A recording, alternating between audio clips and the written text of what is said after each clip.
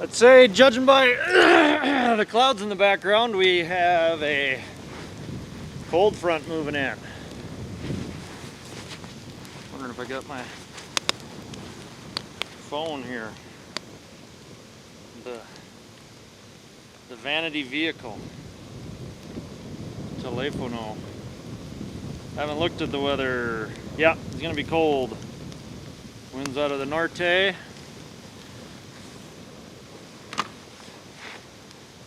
Been a while. We just been traveling a lot lately. Mostly church functions. Had a couple corporate gigs. I speak at a lot of blue collar type industry, agriculture, construction.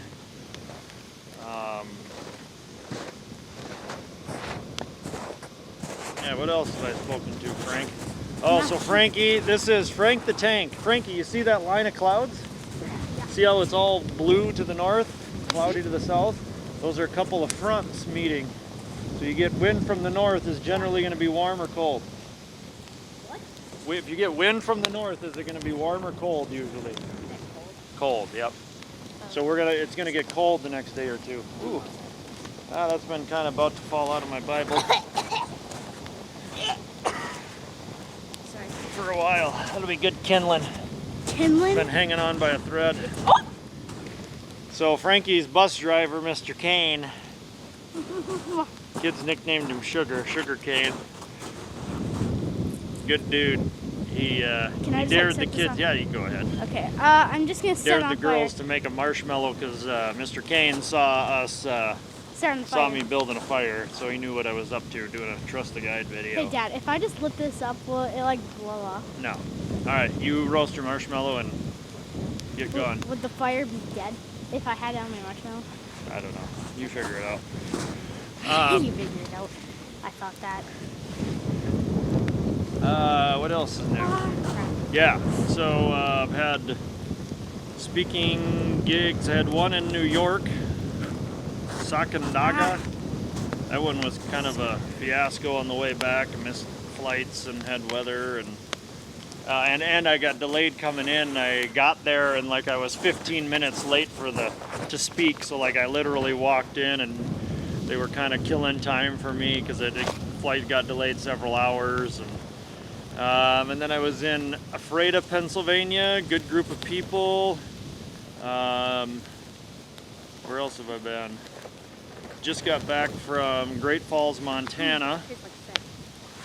That was pretty cool. Had a guy, a taxidermist there by the name of, I'm sure I got his first name, Mark, I believe. Mr. Smart. Mark? Why am I drawing a blank here? Mark? Smart, I believe.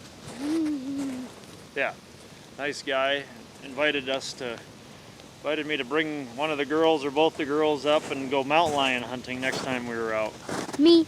And it was in Louisiana, Hornbeck, Louisiana. That was pretty cool. We're in this, wasn't a real small church, but apparently the fire marshal was on vacation or something because there was, I think they figured 550, maybe 600.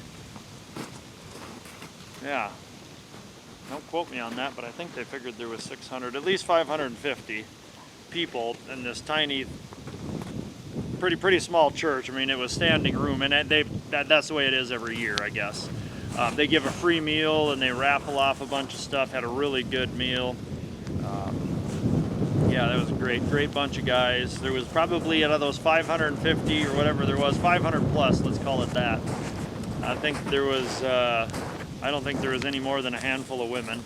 Not that nothing wrong with women coming, but it's kind of cool when it's a guys only thing. And maybe perhaps I was in Meridian, Mississippi, or no, Flora, Mississippi. I was in Meridian, Mississippi a while back. Owl. Let me.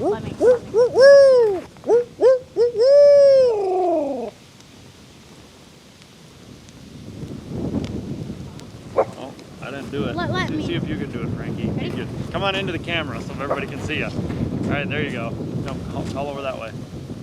Hoo, hoo, hoo, hoo. Hoo, hoo, hoo, hoo.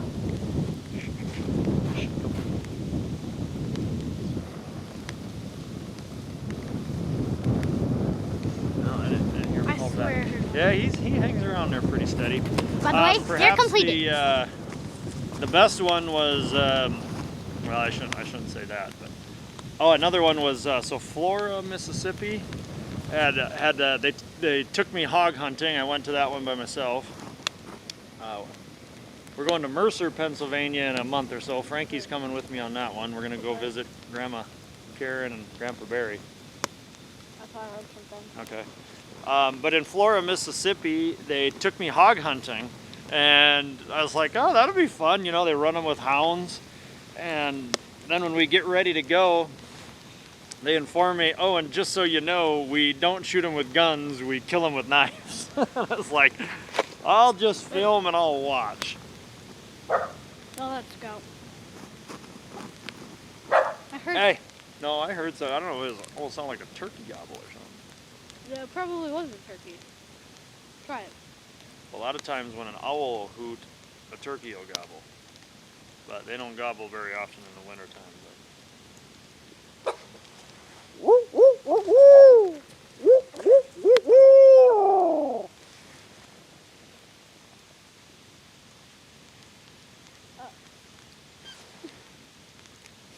Well, Scout's just Try chasing the wind. turkey. Anyways, let me get on with this, Frankie. Thanks for coming, babe. Need anything else? All right. Okay. You can burn that plate if you want. So we were out there hog hunting, and I was just filming, and had a good group of guys. I think 3 or 4 of them were on horseback, and some of us were riding 4-wheelers. They offered me a trusty steed, but I was like, I think I'll just ride along, and they had one side-by-side there, so I got to ride shotgun in that, which was kind of nice, take it all in. But it was cool. I've done a little bit of hound hunting, not very much, but it was a lot of fun.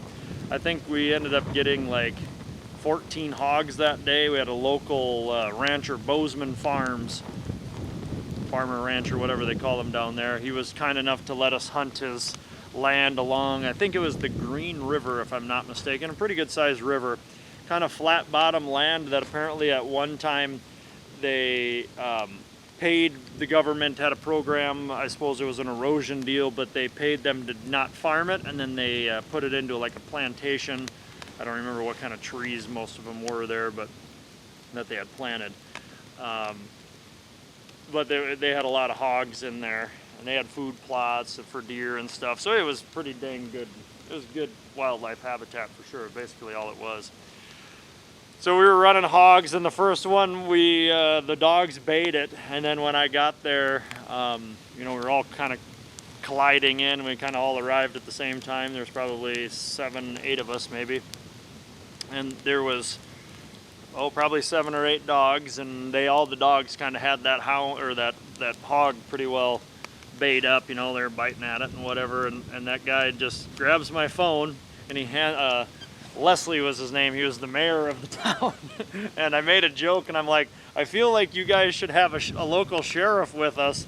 And sure enough, they did. They had there was a deputy that was along with us, and a game warden.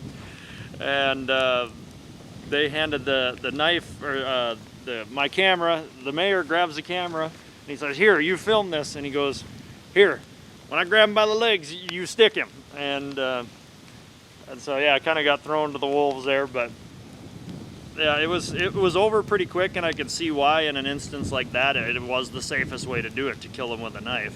I mean, the hog was dead in 10 seconds, you know, stabbed it once, you know, just stab it, twist, and do it 3 times, and the first time I did it, and kind of worked the knife, and then the blood just was pouring out at me, and clearly hit his heart. I mean, it was just pouring out, and yeah, the hog was dead in no time. And we had one, a pretty big one, I don't know, I would guess well over 100 pounds. I'm just going to take a wild stab and say that one was about 130 pounds, the biggest one, one of the bigger ones. That one the dogs were afraid of. He had a little bit more tusk to him.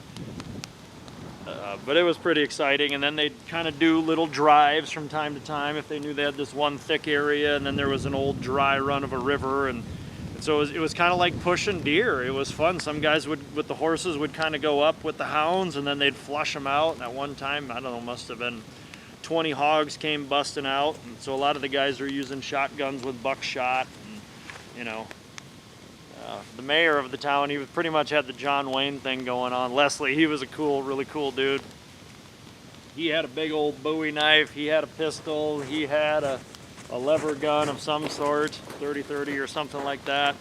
But I liked him right off the get-go, because as soon as we got there, this guy is, I don't know, 60 years old, maybe a little more. But I mean, you could tell. I asked my host, Greg was his name, and I said, did he grow up on a farm? And he said, yeah. I said, you could tell, because he gets in, he gets his hands dirty, and he gets stuff done. Just a great group of people. And then I spoke in Cabo San Lucas. It was my first international speaking engagement. One of the cool things there, we went to this little local church on Sunday. Just my wife and I went on that one. And I think the song was Waymaker, if I'm not mistaken. So they would sing like one verse or stanza or one section. I don't know anything about music, as anybody who's heard me sing can attest, but they'd sing one in English, and then the next one would be in Spanish. And at the end of the song, it was so powerful to hear all the people singing the chorus in Spanish. You know, I didn't understand. I knew the words, but just to hear the inflection, the emotion, with them singing it and not knowing the words, but just to feel the words. That was pretty powerful. That was one of the more powerful experiences I've had in a church in a long time. That was awesome. We stayed at this place. So the guy that called me for that, he's a Christian, had watched Trust the Guide, and he actually saw my Spirit of a Sheep Hunter video, and that's when he reached out. So this was been a couple of years ago, pre-COVID, and invited me and my wife and my family if we wanted to come out. Actually invited Mike Rhodes, the guy that was in the video, to come out as well and just stay at the resort, and he just wanted to meet us. And Chris Erickson is the guy's name with the resort in Cabo. He's originally from Minnesota, and his family started a resort, or actually like a couple of villas or cabins, kind of like years ago. His dad started it, and they just got more and more and more. And obviously he had a marketing tool living in northern Minnesota and sent people down. So the place is called Corazon. I took 2 years of Spanish in high school, so I'd like to think that I know how to do the proper inflection on the word. So Corazon, which means heart, because he says he's right in the heart of Cabo, which it kind of is. He's right by the harbor, and it was a beautiful place. Coolest vacation I've ever been to. For sure that I wasn't hunting on, that's for sure. But beautiful, nice beach. Even the drug dealers are nice there. Yeah, you're gonna get offered drugs on a pretty regular basis when you step outside. You go anywhere downtown or on the beach or whatever.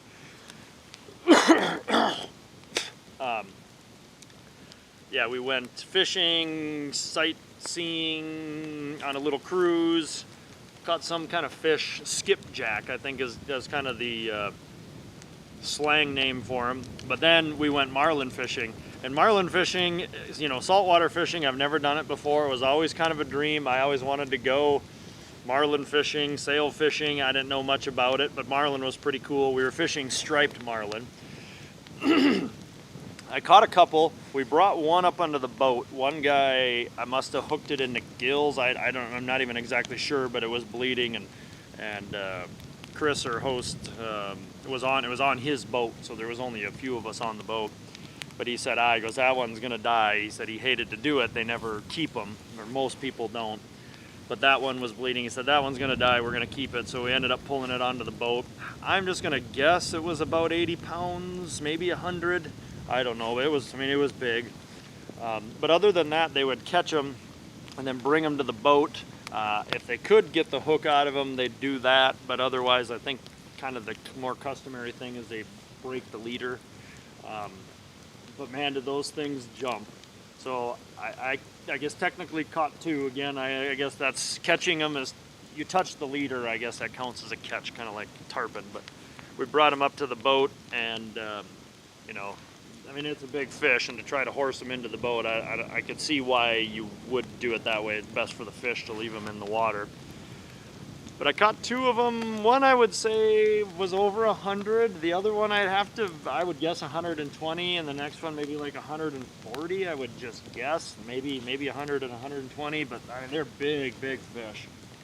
And then the one we kept, we got to eat them. You know, it was pretty customary there, I think, to give the fish to a restaurant, and we did that right at the hotel. One of the restaurants within the hotel, we gave them.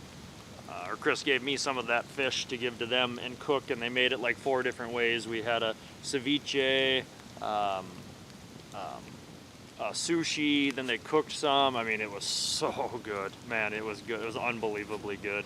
But those fish, man, we weren't sitting in the stool in the chair. We were doing it off the rail. I mean, it takes about 5 minutes, and your forearm is just on fire. It was cool watching them jump, and it must have been a huge school of bait fish. Oh, that was actually cool. We'd catch the bait fish. Remember herring? We'd catch some herring. There was some herring, but there was a different kind of bait fish. But they just dropped this line with about 10 hooks with a little bit of red flash on it on the hooks, and they'd catch the bait fish like nothing. And so there was maybe, I don't know, 60 boats around us within, you know, a few square miles, so you're pretty close to each other. And so a school of marlin would move through, and I mean, you'd have maybe 2 or 3 on a boat hook up, and marlin are jumping everywhere, and then it'd be kind of quiet for 20 minutes, half hour, and then all of a sudden everybody'd be hooking up. It was really cool.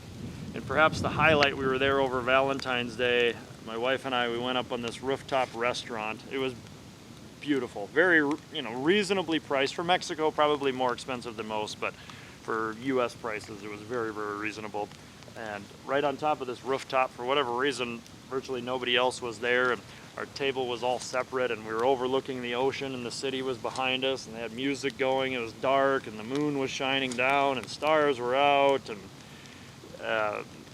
Stacia said, "This is the greatest evening of my life." And I shared that story with Chris, and he had a men's group that I spoke to.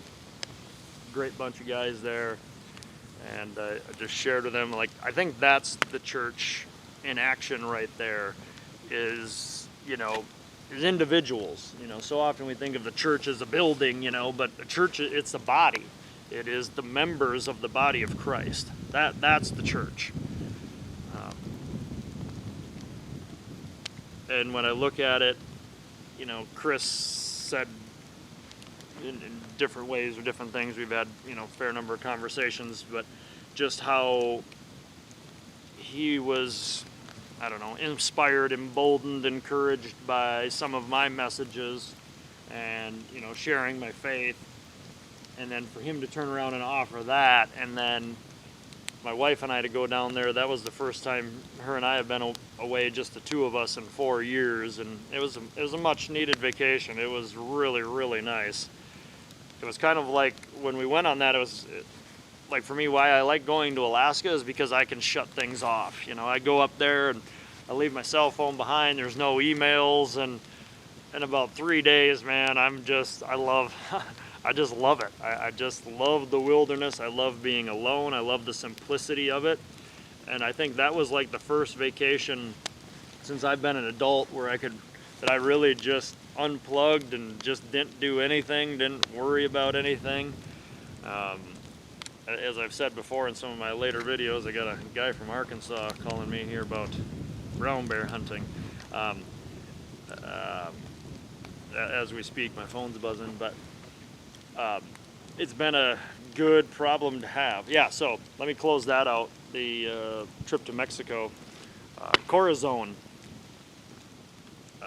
That was the place we stayed. Highly recommend it. Amazing. Everything about it was superb. We spent 7 days there. It was fantastic.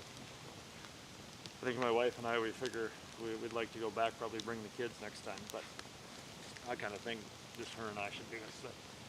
We'll burn that bridge when we get there. So I'm kind of sandbagging on them getting passports. So maybe just her and I will do it again. But it was outstanding. Oh, yep. So just yeah, been busy speaking here in the winter. Just about every weekend. I think I've had 1 weekend off, 2 weekends off since the first of the year from speaking. That being one of them when we were on vacation. I've got another weekend off coming up here, and then it'll start slowing down for sure. So that's, as I've mentioned before, a big part of the reason why I'm not doing many of these. And as I'm doing these, I'm meeting more people. I'm getting more and more people coming to me. About every third time I get somebody here that comes up to me and tries to reprove me or, offer me their doctrine of belief. And that's something I do take seriously, some more than others, but yeah, I'm still seeking the Lord in some ways, wrestling with God or with different things, or going through my own, trials and tribulations for sure, as my business is changing, my kids are growing, the world is ever changing. Spiritual warfare is everywhere, and I suspect it always has been, but in this day and age it's so blatantly obvious you can't ignore it anymore. They just turn on CNN if you want to find some. So yeah, but I felt that it was just, it was kind of time to come back, and there's been something that I've been thinking of pretty regular now, because I've kind of been on both sides of the spectrum, and that is a story about my dog. Oh, before I get into that, I need to make an outline here because I'm a little bit all over the place. I apologize for that. So the good news is, so I'm getting more calls, more people interested in hunting and speaking, and even when I speak, it takes a fair bit of time to set things up and coordinate.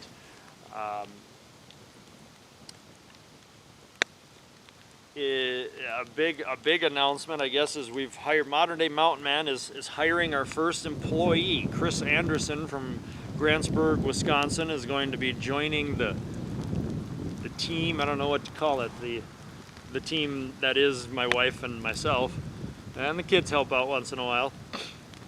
But Chris has been selling insurance for 8 years, and I'm hopeful that I'm confident that his administration skills, even if he doesn't have any administration skills, he's going to be better at it than I am.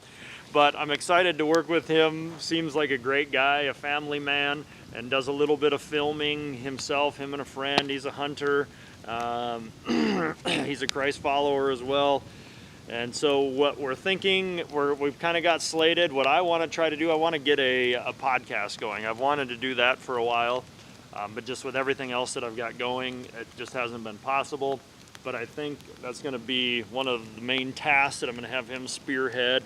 He's going to help with some of the emails and the video shipments. That's been a little bit of a struggle too with COVID. Shipments are really, really lacking. It's just a lot more problems, stuff getting lost in the mail and stuff. Just things are, the whole COVID debacle, everything's, every business, any business you're in, I'm reprinting my book. So I printed it 6-7 years ago, and finally I've gotten to the point where we need to reprint it. And I remember a year or so ago I called a printer and he said, yeah, about 2 to 3 weeks to print a book. Well, now the word I'm getting is up to 4 months because there's a paper shortage. So yeah, whether it's all COVID, I don't think it's actually just, not that COVID did it, but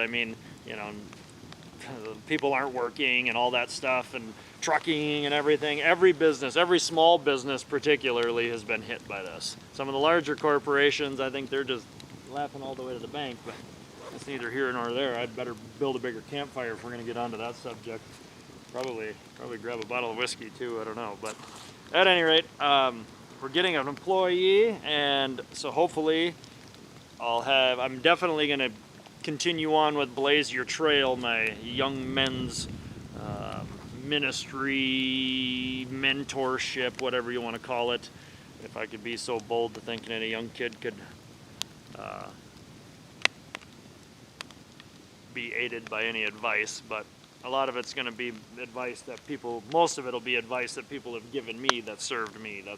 I'm going to continue with that because I got a heart for young boys that didn't have the same luxury of being raised on a farm in a rural setting and have parents and grandparents take them hunting, fishing, trapping, and having the latitude to explore and learn hands-on. When I was down in Mississippi, they had this police officer. Make sure I'll get this right. I'll put a link.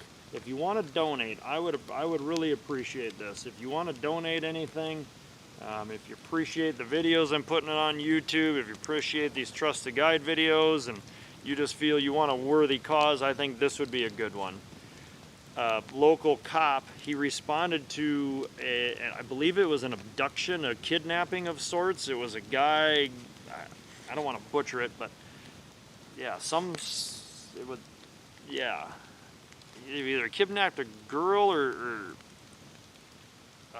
maybe it was his girlfriend, I don't just remember, but it was a kidnapping of some sort, and this police officer responded, and he was shot in the head, and I wouldn't use the word paralyzed because I think he can stand up, but he's in a wheelchair, and it's funny, nobody knows about that. And it's funny what our media wants to put out there. If a cop kills somebody, that ain't getting by, But the media is going to blow that up. But a guy like him, almost killed, months and months of rehabilitation. He's not married. He's got I believe a 13-year-old son who's his primary caregiver. And that young boy, man, bless his heart. I got to meet him. I got to meet the police officer as well and chat with them a little bit, but good people. So you'll have a link in the description of this video. Actually, I don't even know how to make it like a link, but I'll have the thing where you can copy it and put it in the thing and put it on the internet. You'll figure it out. I honestly don't know how to make a link on that. I'm sure I could figure it out, but yeah. And that's a guy that, that's actually serving the people. That's a guy that deserves to have his image on murals and needs to be celebrated, and that's what America was founded on right there.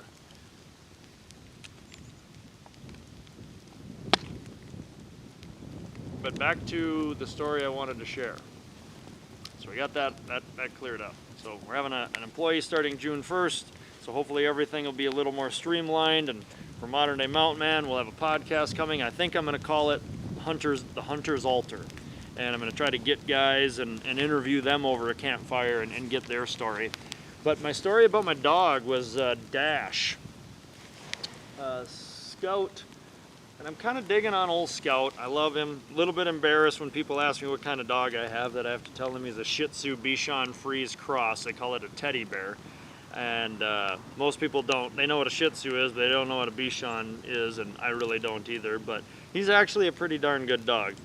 But before him, the last year or probably 2 years of Dash's life, we got Scout, which was nice because Dash did a nice job training Scout in.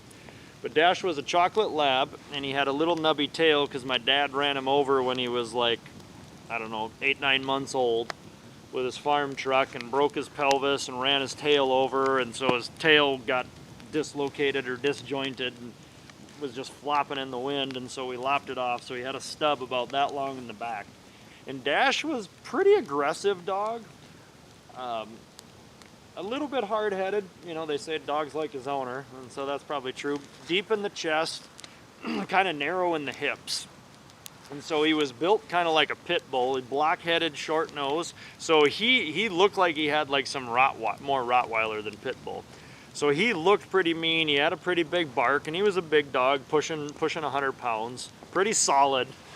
solid build. Pretty darn good retriever. I never really trained him, but I mean, he had pretty good natural nose and retrieving ability. He was just a good dog.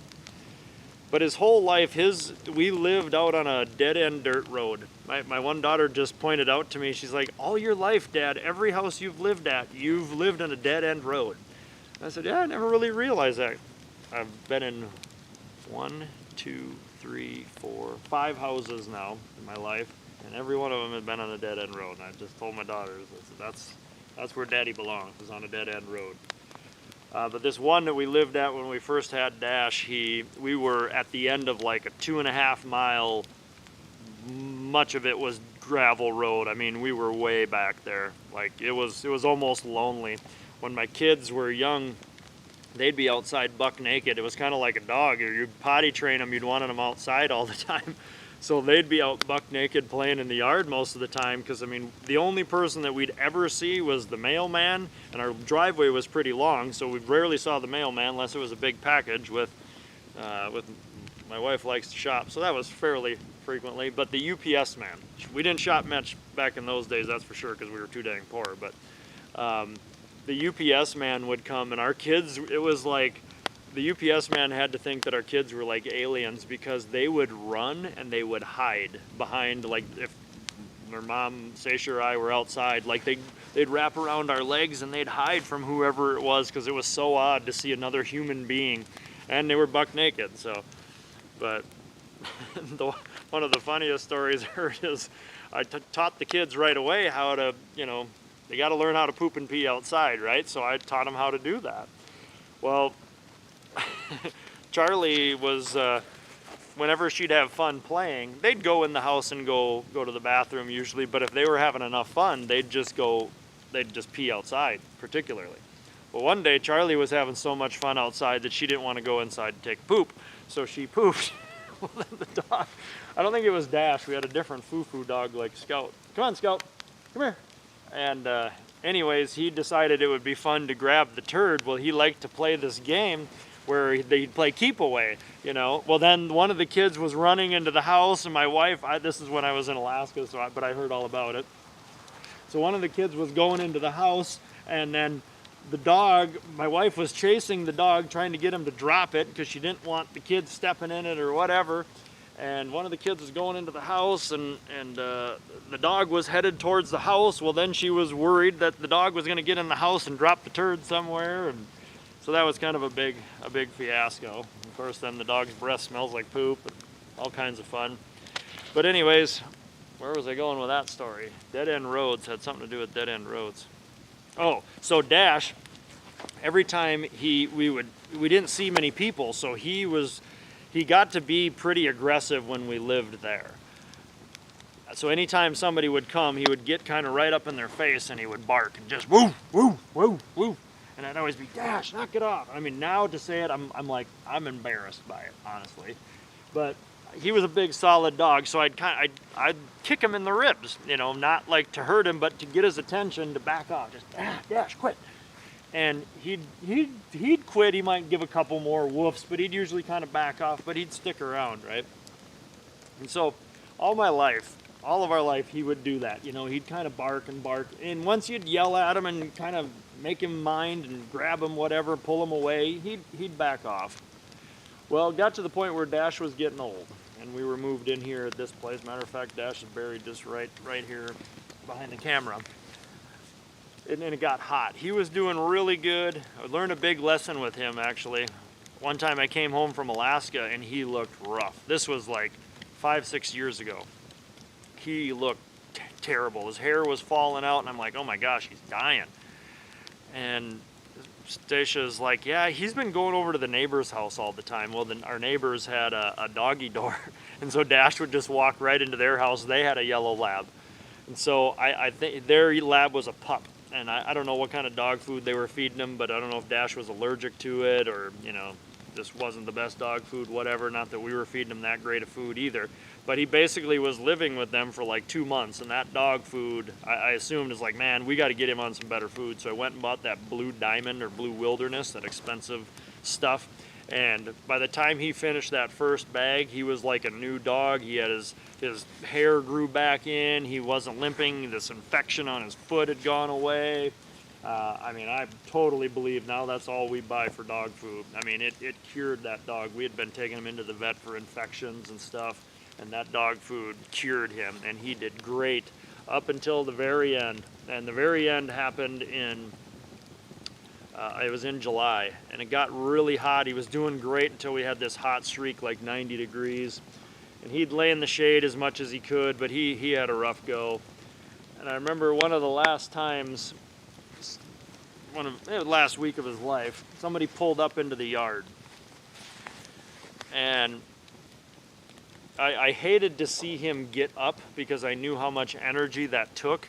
And Dash kind of gets right up in the guy's grill like he always did, and he barked and barked. And I just told the guy, I'm like, just excuse me for a second. And I just knelt down and I just held Dash's head in my hand and I just petted him. And I just said, good boy, it's okay, it's okay.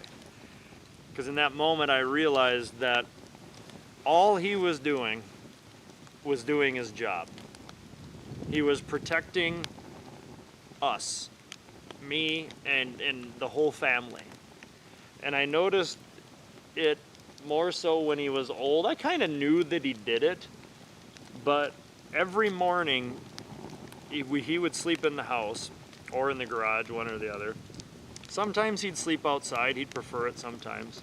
But every morning when we'd let him out, I noticed this when he got old because it took him so long to do it. He would circle the house and smell. Towards the end, it would take him like the whole morning to get around the house. He'd start down here and then he'd lay down for a while and he'd go over there, he'd lay down for a while, but he'd inspect to see if anything had been in the house that night. But I realized that when I got down to pet him and I just said, it's okay, good boy. If I'd have done that 14 years earlier or 13 years earlier and just praised him and said, good boy, rather than yell at him and kick him in the ribs, he would have probably quit rather than kind of still being on edge, you know what I mean? And it's like, dang, I felt so small. I felt really, really, really small, and it taught me a valuable lesson. That, you know, how often have people been doing things for me, but I was in too big of a hurry or too wrapped up in my own self to really take notice of that and understand that whatever it is they're doing out of love. You know, if you're a parent, you know what I'm talking about when you're dealing with your children at times. They don't understand things. They don't see things from your perspective. And had I done that 13 years ago, figured that out, just said, good boy, Dash, you know, rather than kick him. And so the last straw for Dash was, it was so hot, we brought him into the house one day, into the air conditioning, because he just could barely breathe. We went somewhere and we came back and he was laying in a pool of his own urine. And so I carried him outside. I didn't have the heart to shoot him. And so brought him outside. He just had nothing left in the tank. Brought him over here, this grassy knoll that he liked to sit on there where he could get a breeze. So we called the local vet. Pete Stolpus was kind enough to come out on pretty short notice. And he comes driving down the road and he pulls down this dead end road. And I was just sitting there knelt by Dash. I had his hand and his head laying on my palm of my hand, and I was just petting him. And as Pete drives up, I mean, Dash couldn't even keep his eyes open, but he heard the car, and he just barely opens his eyes, and he just goes, whoo. He just gives one weak bark, you know, warning us that somebody was there. And I'm like, dang, you were a good boy. He was a good dog, very lovable dog. Yeah, he was kind of a wild man, but I loved it. I mean, there again, dog comes like his owner. I mean, he had a little bit of a mind of his own, a little bit hard-headed, but dang, he was a good dog. But I thought this was a passage that I've read many times, and I always kind of wondered what it meant. Or for a while I did. It's in Proverbs chapter 25, verses 21 to 22. If your enemy is hungry, give him bread to eat, and if he is thirsty, give him water to drink. For so you will heap coals of fire on his head, and the Lord will reward you. So when I heard that, you're supposed to, love your neighbor, love your enemy, right? And so when you hear, basically it's saying, be kind to your enemy, and this will heap coals of fire on his head. And so when I think about that, and it says, and the Lord will reward you, when I first read that, I'm like, well, what does that mean? Does that mean that, you're kind of rubbing it in his face? But what I'm fairly certain it means is that basically you're going to kill him with kindness. That you're going to be so nice to him. You're not going to try to dissuade him. You're just going to continue to be kind to whoever is oppressing you or being mean to you or kicking you in the ribs. That you're just going to continue doing it and be nice to him, give him what he needs, have mercy, and give him grace, just like Christ did for us, so that one day it will click. One day it will click the same way that it did for me when I finally stepped outside of myself and I just realized that all this time Dash was barking at these intruders. If I'd have just told him that, hey, he's okay, good boy, you did good, it's okay, it's okay. If I'd have recognized what he was doing earlier, is the exact same story. Dash was the one heaping the coals on my head. It took me a long time to figure it out. And Paul says in the book of Romans, he quotes that same verse. And then Paul adds to it, do not overcome evil, or do not be overcome by evil, but overcome evil with good. So not saying Dash was doing anything evil, but I mean, that's what we're called on to do to our enemies. When somebody is evil, cheating us, you're to overcome that evil by being good to them in return. And I mean, that's hard, that's one thing for your enemies, but also as a spouse. As, we do things for our spouses that they maybe don't appreciate, or that spouses, vice versa, the spouse is doing things for us, whichever side of the coin you're on. At first I was like, I wanted to encourage people that, or to kind of to get people to maybe think outside themselves and recognize how many people are in their lives who, like Dash, are trying to serve them. But also I recognize, well, there's people out there who are, particularly parents, who are probably frustrated with their teenage kids. Mine aren't teenagers yet, but we got one of them that's that's getting there pretty fast. And I went through the teenager mode with my stepdaughter. She was pretty darn good, but about 17, that's when she really became a teenager. But to stay the course, and to keep doing what is right, and to be Christ for them. That's why Christ came to the earth, to basically, I don't know if a role model is the right way, but basically to be our guide, the living example of how we are to live and how we're to handle everyday life situations, is always repay evil with good, with love. And that's hard to do.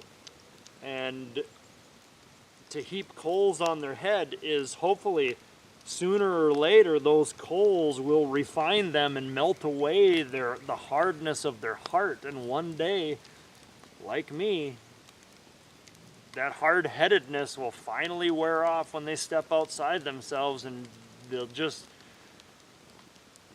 be melted, they'll be refined to the point that there's no more flesh left on them, that there'll be nothing but a pure heart, and then they'll be able to accept and recognize that your kindness that you're extending to them is unwarranted, that you are being merciful to them, that yes, you could argue with them, yes, you could hold something back, you could go tit for tat with them, but you never did that. I think that's what this world needs. That's what every marriage needs. That's what every, parent-child relationship needs from multiple times over. Marriages multiple times over. Friendships multiple times over. business dealings multiple times over. And in this world, we need that multiple times over. That's it. That's all I got. Heavenly Father, thank you for this beautiful day, Lord. Thank you for the health of my family. Thank you for my beautiful children. Thank you for Mr. Kane, our bus driver, Lord.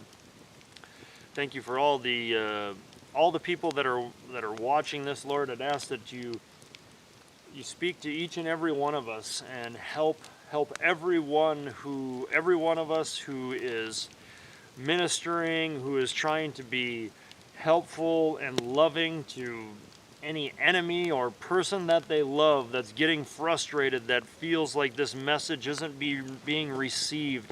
Lord, I just ask that you speak to every one of us and empower us. Teach us if we're doing something wrong, if we need to be reproved, if there's something different that we need to be doing, and help us to look inside of ourselves to recognize those who are loving us and are pouring the coals over our heads, but we're too hard to recognize it, Lord. And I ask for a blessing of healing over Barry and be with his wife Karen as well as he's working through health problems. I ask that you be with Jeff Orsinigo and his family.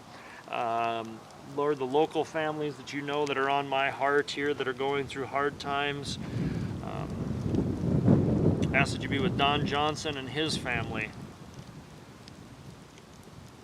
And for the men who have recently reached out to me in regards to suicide, I ask you to comfort them and continue to bless them and speak to them in language that they'll understand, Lord. Speak to them in your still small voice and ask for a blessing over this nation, the world, people in the Ukraine, families of the Russian soldiers, even the Russian soldiers themselves that question what they're doing and why they're doing this, and the Ukrainian soldiers and all the people in the Ukraine for sure. And yeah, just ask for your continued kindness and mercy and unfavored or undeserved mercy to all of us here on this earth, Lord. I ask that you embolden and empower men and women, but just everyone who calls on your name, who believes in you, that is one of your saints, one of your true disciples, to ask that you encourage them, embolden them, empower them to step forward and have courage to speak out, to go against the cancel culture that is becoming so popular in our country and in this world, to be a disciple of you. Help us not to conform to this world, but be transformed by the renewing of our minds. Lord, I thank you for the lady in Alaska who's reached out to me and my family, and her husband as well. I ask for a special blessing over them as they grow in faith, and blessing over their family. Thank you, Lord, for your many blessings. Thank you for the favor that you've shared and showed to my family and the many people that you've put in front of us and led us to cross paths with. In Jesus' name we pray. Amen. Don Johnson is, I'll have to touch base with him. It's been probably a couple of weeks, probably 3 weeks, but yeah, he's doing pretty good. They're having an event. I think I'm going to be gone for it, local event here where Don's going to share his story. I'll post that on social media, but I'll have the link for the gentleman, the police officer in Mississippi, who's paralyzed. The money is to build him a wheelchair accessible house. Yeah, nice people down there. Great people. I love traveling to the South. I basically love traveling anywhere. I think that's one of the best things. I love that face-to-face interaction. This is I like it, don't get me wrong, but I mean, anytime that you're with somebody face-to-face, and I'm excited to do the podcast, because then it's you know, just to have a conversation with somebody and get other people's stories and perspectives. It's going to be hunting, it's going to be faith, men, women. I'm hoping my wife might be involved. I might bring some local people, some outside people. I don't know how much I'm going to do, like, you know, online or by Skype or phone or whatever. I'm going to try to get people here. Part of the reason why I'm working on the cabin, I haven't been getting much done here because it's been cold and I've been gone a lot, but we're starting to thaw out. So I'm thinking this cabin, it'll be a hunting cabin so people can stay there. It's just right next to our house. But yeah, lots of exciting things. I'm excited to get things going. Got some videos in the works. But right now, this is kind of my busy season for speaking. And yeah, I just want to thank everyone who purchased my latest set of videos. Yeah, I had quite a few people ponied up and bought a complete set.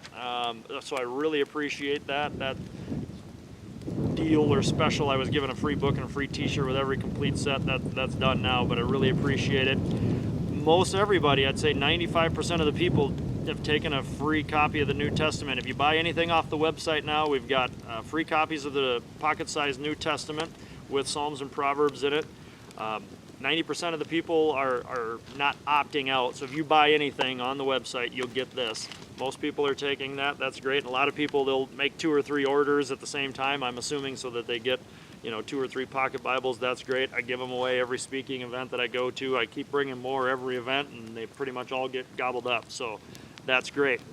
But yeah, thanks for watching. And yeah, look for more stuff to come here. Hopefully this summer we'll kind of kick it into high gear. Going to do some more gear reviews, more of the Blaze Your Trail stuff. I'm excited for that.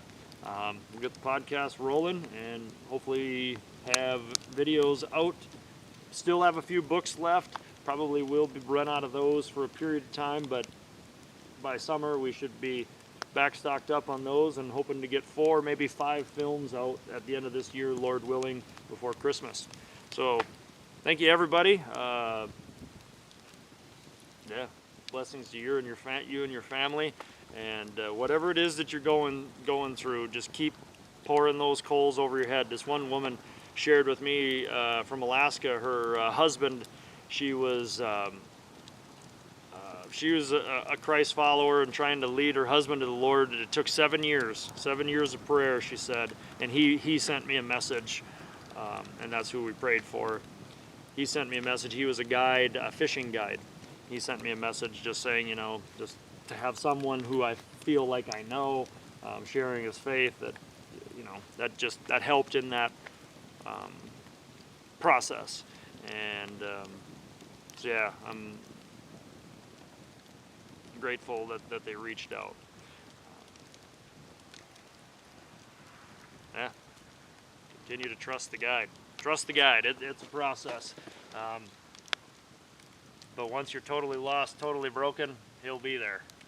And yeah, I got a verse from Matthew about take my yoke upon you for my burden. My burden is light. My yoke is easy and my burden is light. So there's the cabin. Not much progress till last time, but we're working on it. I got half the roof on. So it's 18 by 22, going to have a pretty good sized picture window there, and looking forward to getting that baby built this summer. Chris, I'm coming for you. I'm going to make you help on that.